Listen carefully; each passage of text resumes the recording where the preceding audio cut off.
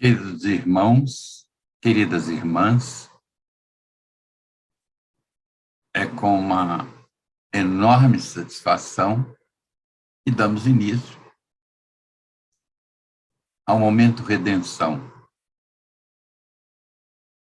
A todos vocês que nos assistem, o nosso carinho, o nosso afeto. E esse momento é um momento em que nós usamos para trazer o conhecimento das obras fundamentais de Allan Kardec de uma forma mais simples, de uma forma através de uma conversa, praticamente. Nós vamos lendo, avaliando o que estamos lendo, e assim nós vamos refletindo melhor sobre essa doutrina que, se nos consola, não é porque tem nenhum processo místico, nenhum formalismo religioso, nenhum moralismo.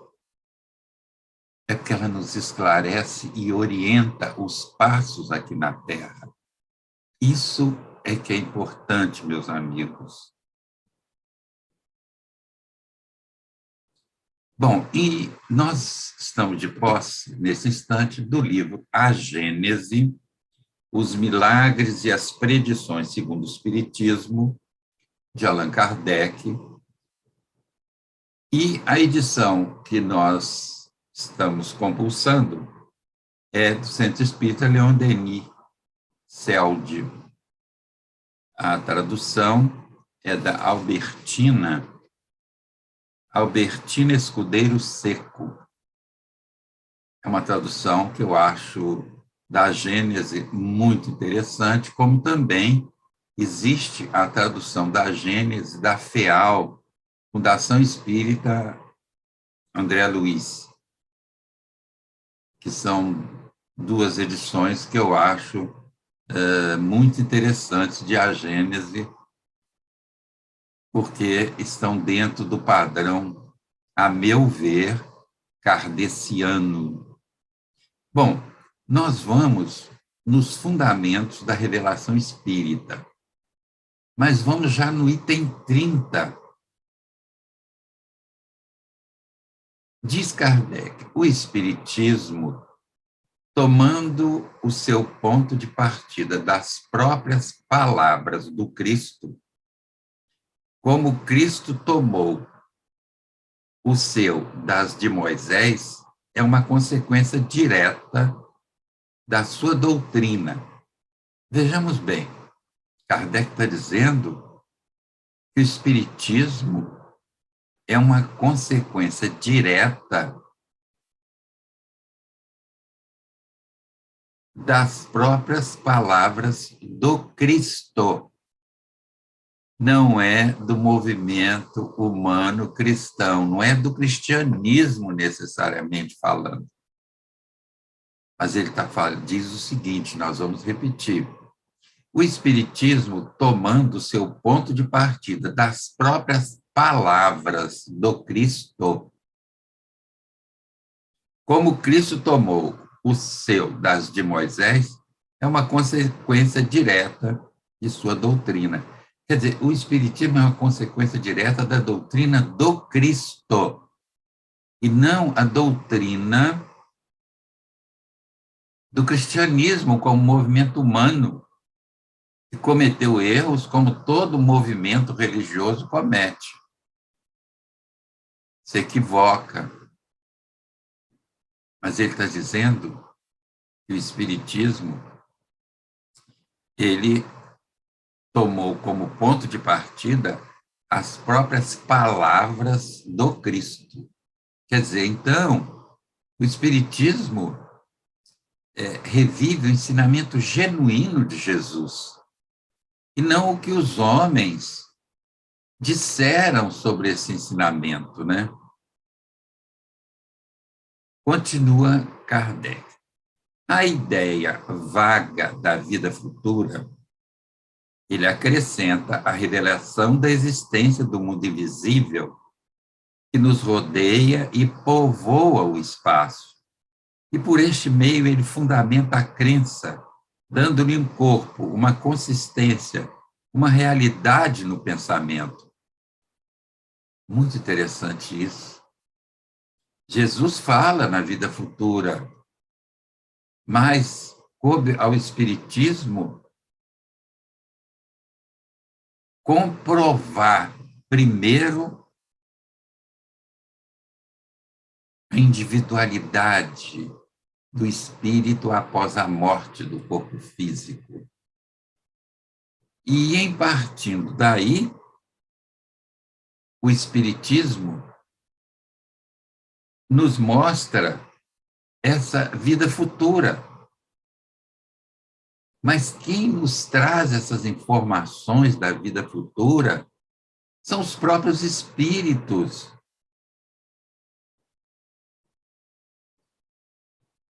Superiores que vêm nos trazer essas informações, vêm nos esclarecer, nos orientar os passos aqui na Terra. São espíritos com maior experiências do que nós. Nós estamos falando daqueles que trataram e que deixaram mensagens nas obras fundamentais de Allan Kardec, porque nós consideramos muito importante que voltemos ao estudo das obras fundamentais de Allan Kardec, porque, a meu ver, a nosso ver, algumas obras mediúnicas distorceram o propósito da doutrina espírita, que é transformadora, evolucionista. Diz ele, a ideia vaga da vida futura, ele, o Espiritismo, acrescenta a revelação da existência do mundo invisível. Os espíritos, então, revelam esse mundo invisível. Não é mais uma ilusão, mas é uma verdade, a existência do mundo invisível.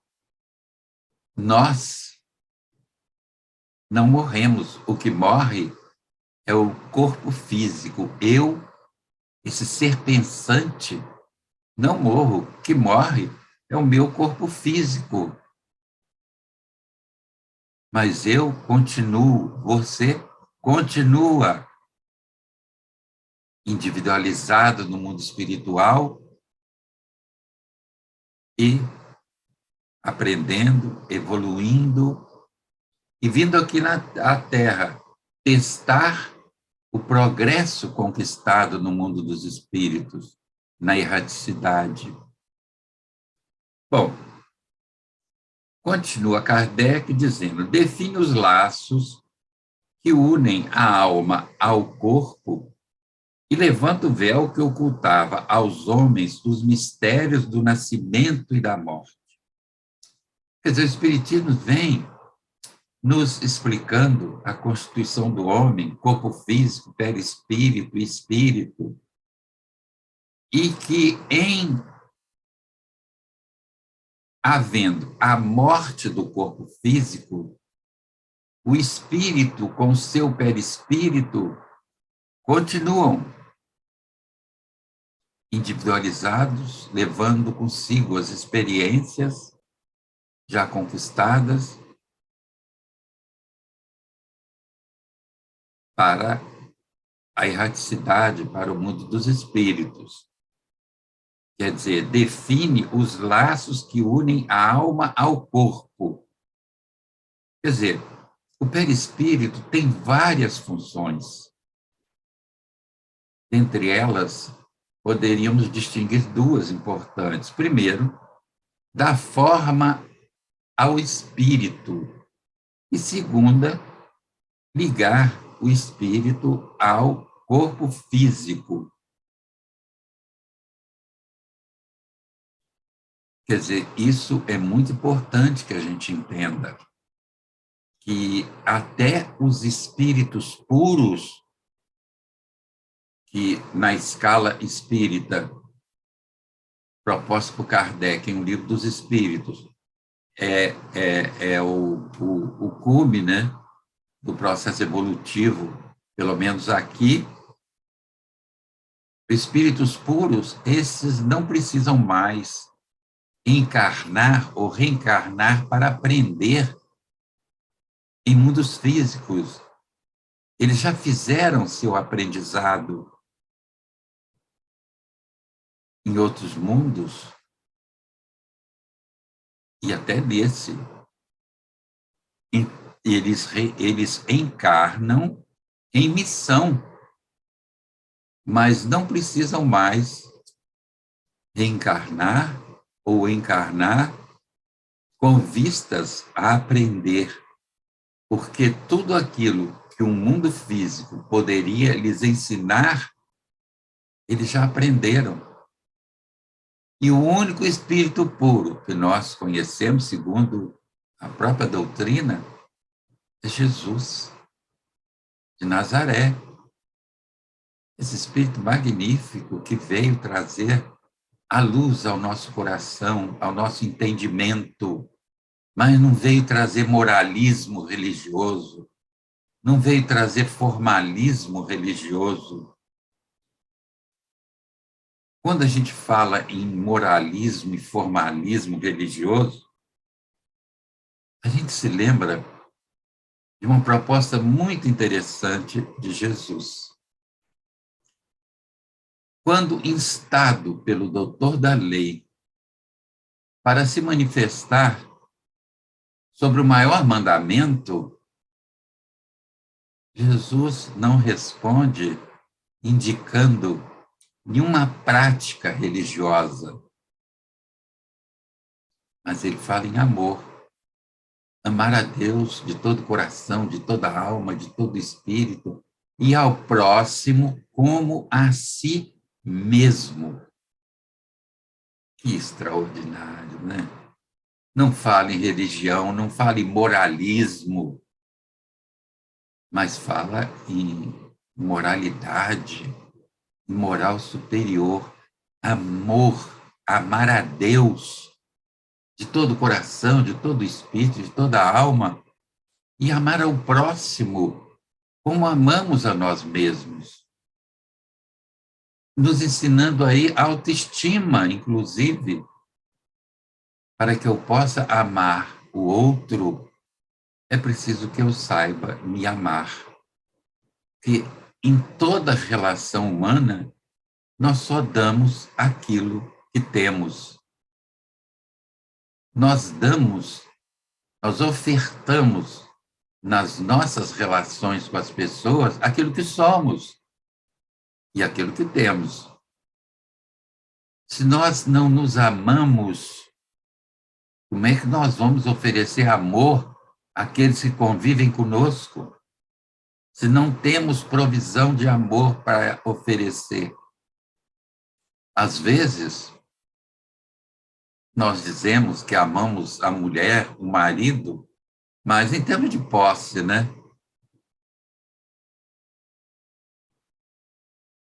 E aí a gente lembra do que ocorre hoje em dia, feminicídio, né? Que coisa horrível. O homem achando que a mulher é posse dele, o namorado, o marido, achando que a mulher é posse dele. A mulher é um espírito livre como nós o somos, todos, homens e mulheres. Olha, escravidão, jamais. Domínio, poder, uns sobre os outros, não faz parte da mensagem do Cristo, de Jesus de Nazaré, muito menos do Espiritismo. O Espiritismo fala na igualdade de direitos entre homens e mulheres, a ponto de Kardec, na Revista Espírita de janeiro de 1866, falar na emancipação legal da mulher. Vejam, meus irmãos, 1866. Esse homem, muito além do seu tempo, um assunto que nós estamos discutindo hoje em dia. Por que que a mulher, fazendo a mesma tarefa que um homem faz, ganha menos?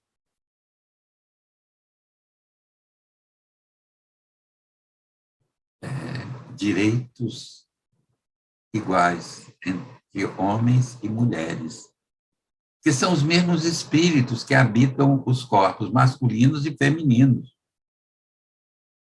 Habitar um corpo masculino ou habitar um corpo feminino visa ao aprendizado que aquele corpo, naquela função, possa lhe oferecer. Habitando um corpo masculino, o espírito vai ter experiências relativas às atitudes, às atividades masculinas, e aí ele vai aprender.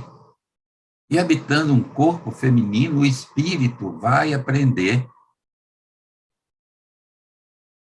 sobre a vida das mulheres, né? Que nós temos que aprender tudo para um dia chegarmos, não sei daqui a quantos milênios, à condição de espíritos puros. Nós temos que aprender o que os homens, um corpo masculino pode nos ensinar, o que o corpo feminino. Tanto que um espírito reencarna em corpo masculino e pode encarnar depois em corpo feminino também, visando ao seu aprendizado. Veja, esse homem extraordinário, professor Rivaio, Hippolyte Léon Denisard Rivaio, o nosso Allan Kardec, está muito além do seu tempo, coisas que estamos discutindo atualmente. Nesse texto que eu indiquei na Revista Espírita de janeiro de 1866, tem o título de As Mulheres Têm Alma?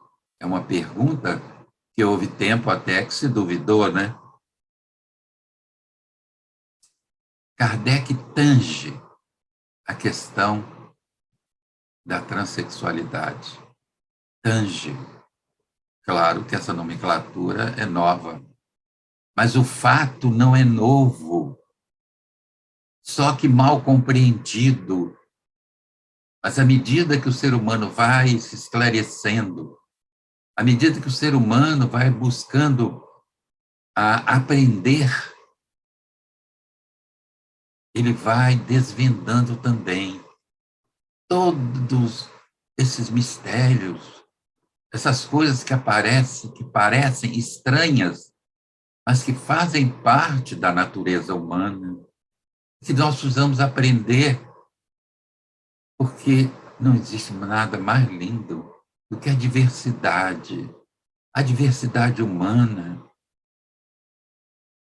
Infelizmente, nós ainda não fomos capazes de compreender a beleza da diversidade humana. E a diversidade humana está aí para nos ensinar, para que aprendamos com ela. Bom, continuando, o item 30, do capítulo 1 de A Gênese, Fundamentos da Revelação Espírita, né? Diz Kardec, pelo Espiritismo, o homem sabe de onde vem, para onde vai, por que está na Terra e porque nela sofre temporariamente e vê por toda parte a justiça de Deus. Quer dizer, pela compreensão da doutrina que nos foi trazida pelos espíritos superiores nessas obras fundamentais de Allan Kardec, eles nos explicam de forma coerente, consequente, racional, e não de forma interesseira, místico-farisaica, A gente pega, às vezes, uma mensagem contida numa obra de Allan Kardec, de determinado espírito, e pega uma mensagem, né, em uma obra mediúnica. No Brasil, por exemplo, a gente vê a diferença. A gente vê a diferença da proposta. Infelizmente, no Brasil, o Espiritismo sofreu muita influência da Igreja Católica, né? E todo o processo aí criado acabou dificultando mais o avanço da doutrina espírita, porque muitas vezes a coisa é tão confusa que o espiritismo é confundido com uma seita. O espiritismo é uma doutrina filosófica com consequências morais. Sim, é uma ciência de observação, uma doutrina filosófica com consequências morais. Bom, então, pela compreensão dos princípios filosóficos contidos, em especial em O Livro dos Espíritos, a gente entende a justiça de Deus na terra, aquilo que aparentemente para nós possa parecer injustiça, mas há sempre um plano de Deus conduzindo a experiência humana, visando ao nosso progresso. Se há resistência nossa, se há dificuldade, a resistência é nossa ao progresso, à evolução. E às vezes não, os espíritos afirmam que o que dificulta muito o nosso progresso é o orgulho e o egoísmo. Vamos desapegar do orgulho e do egoísmo. Vamos buscar sermos pessoas melhores, menos egoístas, menos orgulhosas. Vamos diminuindo esse orgulho exacerbado que nos faz ver a nós mesmos como pessoas especiais. Não somos, não. Somos irmãos de todos os outros que estão aqui na Terra.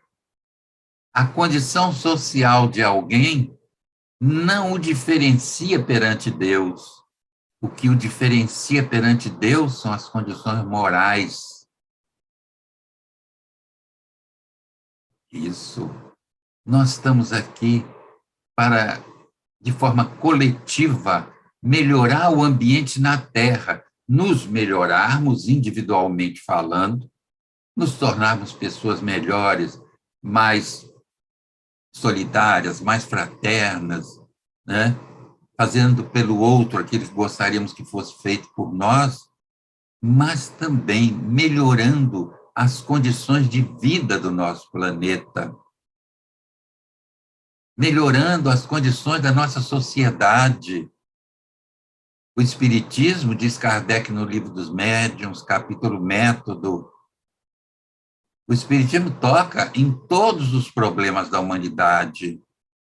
Então, é preciso que nós estejamos atentos para colaborarmos, não só com o nosso progresso individual, mas esse progresso individual deve resultar também numa participação nossa no progresso coletivo, no progresso da sociedade de que fazemos parte.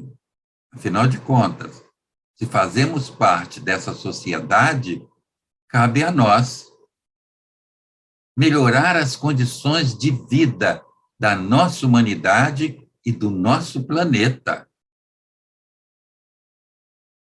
Bom, continua Kardec. Sabe que a alma progride incessantemente através de uma série de existências sucessivas até que tenha atingido o grau de perfeição que pode aproximá-la de Deus. Sabe que todas as almas, tendo um mesmo ponto de origem, são criadas iguais, com idêntica aptidão para progredir em virtude do seu livre-arbítrio, que todas são da mesma natureza e que só há entre elas a diferença do progresso realizado, que todas têm o mesmo destino e alcançarão o mesmo objetivo, mais ou menos rapidamente, segundo o seu trabalho e sua boa vontade. Quer dizer, Deus criou a vida e o universo, mas também criou leis imutáveis para manter esse universo e essa vida em ritmo constante de progresso. O progresso não para, estamos sempre nesse ritmo. Kardec dizendo aqui, sabe que a alma, né, pelo Espiritismo, se sabe que a alma progride incessantemente através de uma série de existências sucessivas à reencarnação. A reencarnação vem trazer luz sobre vários problemas humanos. E ele diz, até que tenha atingido o grau de perfeição que pode aproximá-la de Deus. Quer dizer, aproximar essa alma de Deus, Espírito puro. E ele diz que todas são da mesma natureza e que só há entre elas a diferença do progresso realizado. Quer dizer, uns se esforçaram, se adiantaram, estão mais à frente. Outras se atrasaram,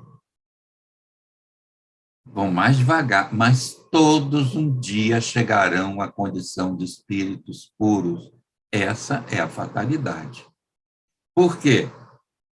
Porque a alma progride incessantemente. A alma nunca regride. Ela pode estacionar, mas regredir não. Continua ele. Sabe que não há criaturas deserdadas, nem mais favorecidas umas que outras. Meus irmãos, Deus não pune nem premia ninguém. Nós somos o resultado de nós mesmos. Nós somos o resultado das nossas escolhas. Quer dizer, vamos repetir, sabe que não há criaturas deserdadas, nem mais favorecidas umas que outras, e que Deus não criou nenhuma que seja privilegiada e dispensada do trabalho imposto às outras para progredirem. Todos fomos um dia criados simples e ignorantes. A partir daí é que começa a aquisição de conhecimento, de experiência e a evolução da inteligência e dos valores morais, do discernimento entre o bem e o mal. Aí o livre-arbítrio vai nos oferecendo oportunidade de realização. E temos liberdade de realizar, sendo que vamos receber o resultado das nossas realizações. Não é punição de Deus, é o resultado de nós mesmos, daquilo que fazemos. Porque, como eu já disse, Deus criou leis imutáveis para manter em regime de progresso o universo e a vida. Quem quiser parar com o progresso, vai ser tragado por ele. Então, vamos estar atentos, meus irmãos, que não há seres eternamente consagrados ao mal e ao sofrimento, que aqueles designados pelo nome de demônios são espíritos ainda atrasados e imperfeitos. Não foram criados demônios. São espíritos ainda atrasados, imperfeitos. Como um dia fomos nós, e que imperfeitos nós ainda somos, né? Mas no caso dos demônios, que muitos chamam de demônios, são espíritos como nós, no estágio um pouco mais inferior, caminhos que nós já percorremos também, porque nós, de alguma forma, já saímos do mundo primitivo, estamos num mundo de expiações e provas, rumo a um mundo de regeneração. Quer dizer, nós já temos algumas conquistas, claro, mas nós já estivemos em experiências que hoje em dia nós condenamos. Por isso é que Jesus disse que nós não julgássemos ninguém, o que não impede que nós avaliemos o que as pessoas fazem, para que nós possamos tirar até proveito para o nosso progresso, para a nossa orientação, é claro. Uma pessoa está agindo errado, é uma realidade. Não é uma invenção nossa, é uma realidade quando uma pessoa está agindo de forma equivocada. O que nós não podemos é julgar, achar que por isso ela merece morrer ou coisa parecida. Olha a reencarnação, que beleza! A reencarnação. Deus, Pai misericordioso e bom, quando um filho seu erra muito aqui na Terra e desencarna, ele não manda para o inferno, do qual não vai sair mais. Muito ao contrário, ele devolve esse filho à Terra para que, onde ele errou, ele possa se recuperar, se refazer e modificar aquilo que ele fez de errado. Isso é amor, isso é compaixão. Bom, então ele diz que praticam o mal no estado de espíritos, como o praticavam no estado de encarnados, mas que se adiantarão e se aperfeiçoarão, né? Aqueles que muitos chamam de demônios. E às vezes estão aqui encarnados entre nós, né? Que os anjos ou espíritos puros não são seres à parte na criação, mas espíritos que chegaram à meta. Deus não criou os espíritos puros já na condição de espíritos puros, não.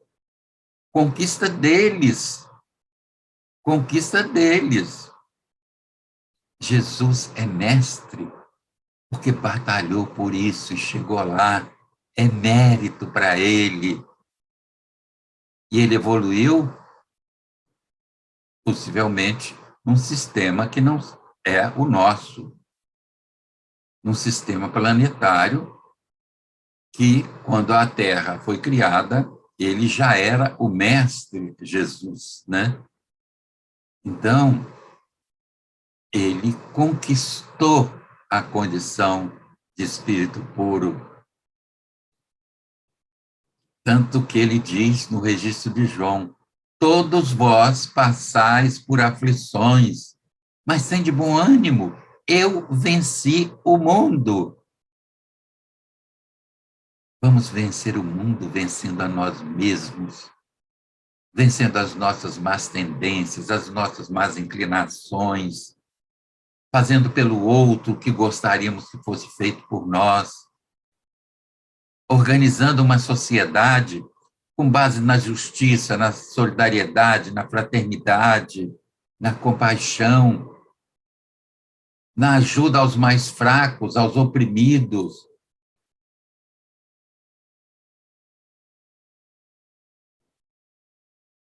Ele disse que ele não criou o espírito puro, não são seres à parte na criação, mas espíritos que chegaram à meta, após terem percorrido a estrada do progresso. E, portanto, não há criações múltiplas de diferentes categorias entre os seres inteligentes, mas que toda a criação resulta da grande lei de unidade que rege o universo. E que todos os seres gravitam em direção a um fim comum, que é a perfeição. Sem que uns sejam favorecidos à custa de outros, vistos serem todos filhos das suas obras. Quer dizer, nós somos filhos das nossas próprias obras. Meus irmãos, vejam que doutrina maravilhosa nós temos nas mãos e o que nós estamos fazendo dessa doutrina, deixando que ela se contamine de coisas que não compõem a sua estrutura. Por quê? A troco de quê? Do nosso egoísmo?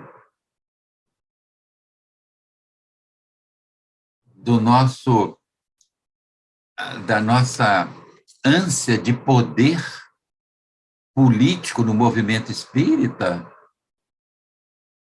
Meus irmãos, como Bezerra de Menezes disse, já passou da hora de kardecizar. Aliás, o que Bezerra disse, através de uma comunicação mediúnica, foi: é hora de kardecizar. E nós dizemos, eu acho que já passou da hora.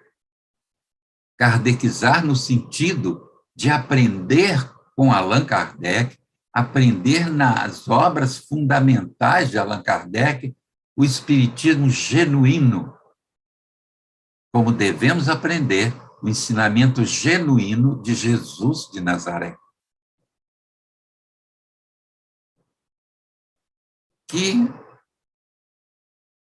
a paz seja conosco, que a paz seja no seu coração, no seu caminho, na sua vida. Mas é conquista nossa. Eu posso te desejar paz, mas se você não buscá-la, ela não chega. Batei e abri-se-vos-á, buscai e achareis, ensinamento genuíno do Cristo. E ficamos nós esperando um milagre, esperamos um aviso dos espíritos para tomarmos vacina. Que isso não é espiritismo. Espiritismo é uma doutrina coerente, consequente, não traz esse misticismo inadequado. Meus irmãos, pensemos nisso. Nesse progresso contínuo e constante a que todos estamos submetidos. E que Jesus de Nazaré nos ajude a caminhar melhor aqui na Terra. Que os bons espíritos nos intuam e também nos ajudem a caminhar melhor sem que percamos a nossa individualidade, o nosso desejo de crescer, de evoluir, de conquistar as duas asas de por exemplo, um pássaro, uma da inteligência, a outra dos valores morais, e como dizia o Espírito Natanael, que fundou Redenção, o impulso dado pelos pés para voar. Vamos adquirir a capacidade de voar, de crescer, de evoluir nesse sentido, e que possamos alcançar também a autonomia de voo. Mas essa autonomia nós só conquistamos ante o estudo, acurado, um estudo constante, um estudo repetido, porque as obras de Kardec não são para ser lidas, são para ser lidas e estudadas. E vez por outra, precisamos revisitar essas obras que trazem ensinamentos extraordinários que ficam perdidos em nós pelo tempo e que é preciso que nós revisitemos esses ensinamentos para que eles possam continuar iluminando a nossa caminhada. Deus em nós e conosco sempre. Um afetuoso abraço para todos vocês que nos assistem. Até breve.